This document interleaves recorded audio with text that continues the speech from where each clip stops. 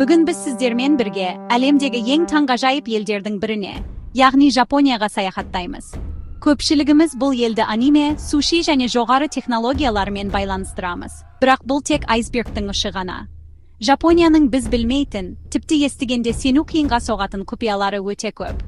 Мен сіздерге ең қызықты, ең таңғаларлық 5 шындықты жинадым. Бұл видеода біз жұмыста ұйықтап қалу неге мақтауға тұрарлық екенін, мектеп оқушылары неліктен өз сыныптарын өздері тазалайтынын, және көшедегі автоматтардан не күтуге болатынын білетін боламыз.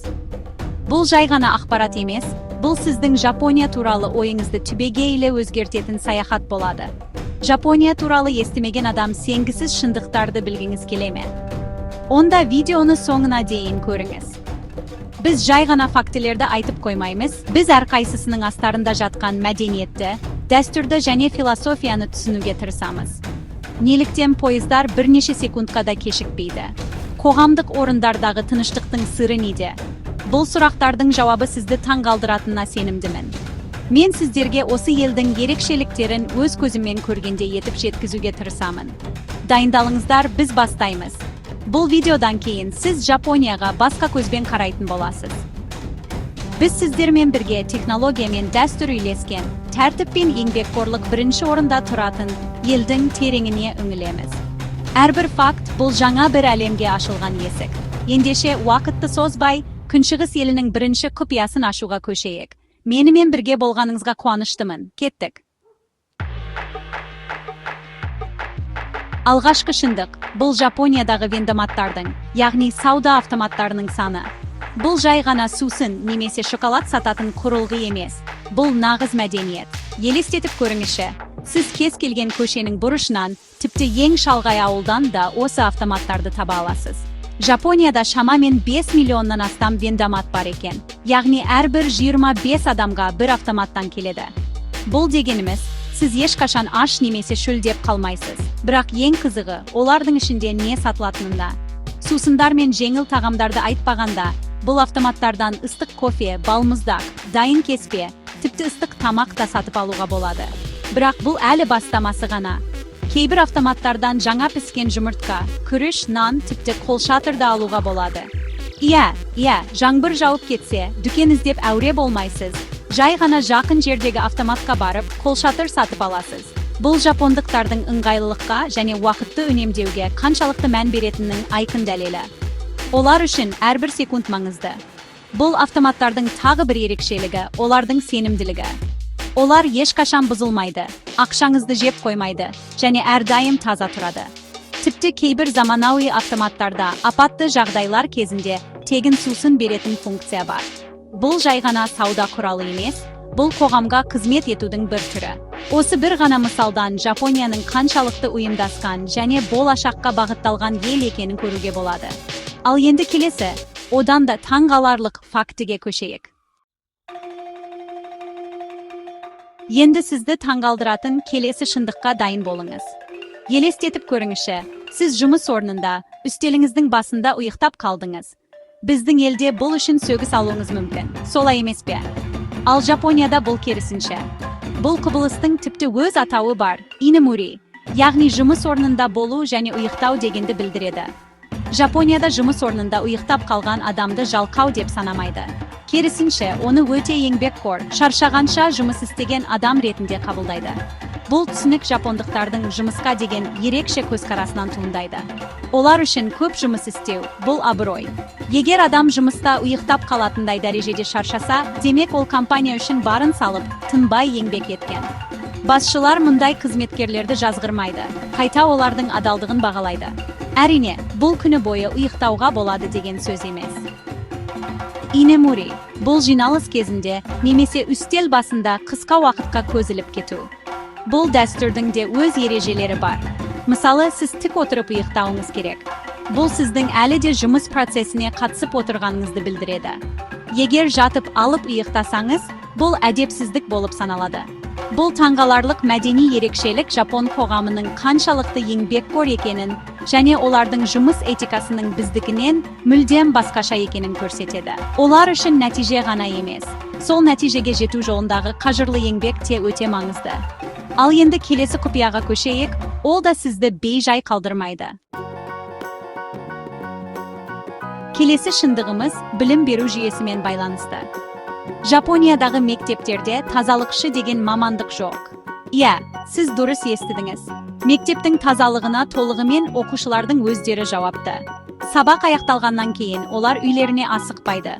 Оның орнына сыпырғыш, шүберек алып, өз сыныптарын, дәліздерді, тіпті әжетханаларды да тазалауға кіріседі. Бұл дәстүр осодзы деп аталады, және ол оқу бағдарламасының ажырамас бөлігі болып табылады. Бұл тек тазалық үшін жасалмайды. Осодзы бұл тәрбиенің маңызды элементі. Жапондықтар балаларды кішкентай кезінен бастап өздерінің қоршаған ортасына жауапкершілікпен қарауға, басқалардың еңбегін бағалауға және командада жұмыс істеуге үйретеді.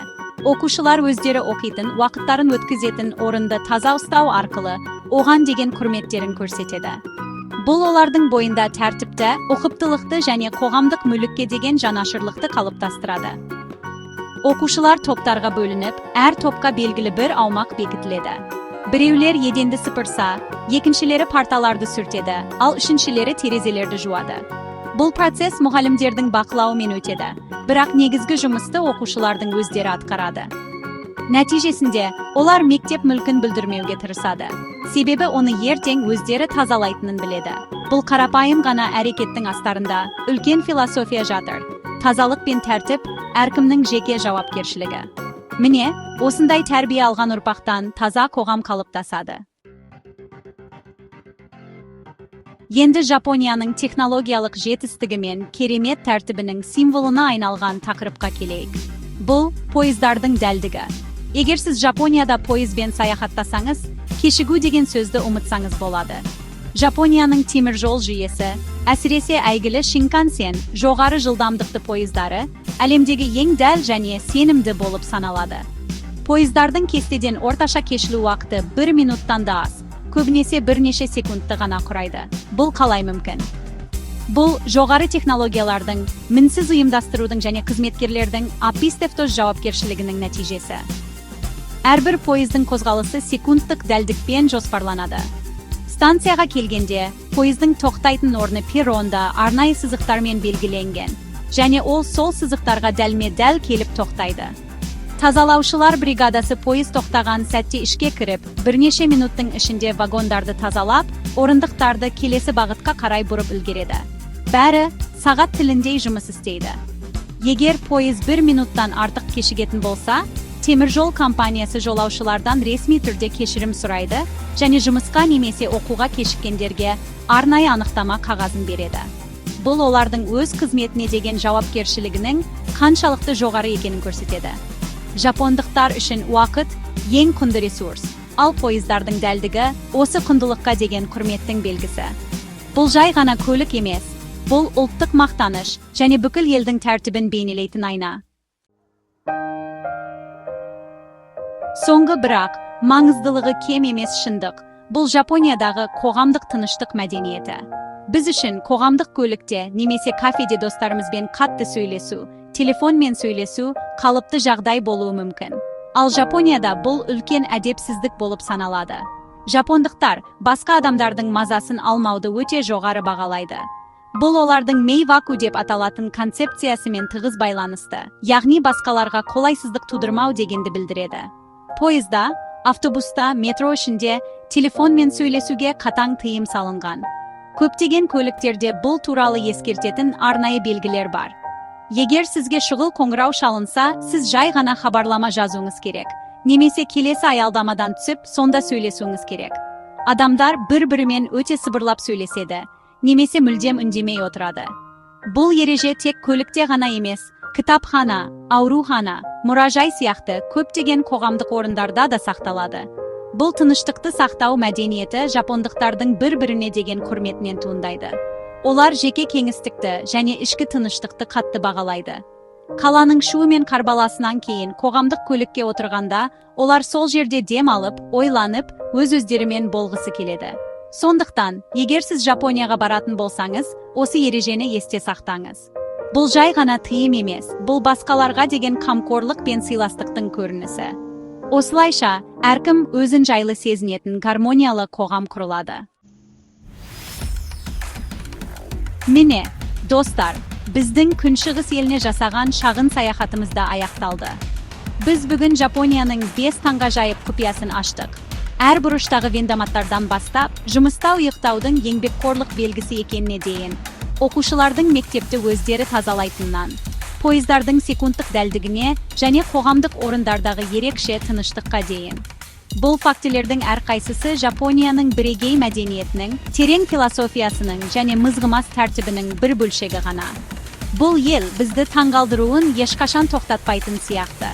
Мен үшін бұл ақпараттарды сіздермен бөлісу өте қызықты болды. Себебі бұл жай ғана фактілер тізімі емес. Бұл басқа мәдениетті түсінуге деген талпыныс. Жапония бізге технология мен дәстүрдің, жеке жауапкершілік пен қоғамдық игіліктің қалай үйлесім табатынын көрсетеді. Әрбір ереже мен дәстүрдің астарында адамдардың бір-біріне деген құрметі мен қамқорлығы жатыр. Осындай ерекше шындықтар сізді таңғалдырды ма? Пікірде өз ойыңызды қалдырыңыз және лайк басуды ұмытпаңыз. Сізді ең қатты таңғалдырған қай факт болды? Мүмкін, сіздің де Жапония туралы білетін басқа да қызықты деректеріңіз бар шығар. Ойларыңызбен бөлісуден тартынбаңыздар.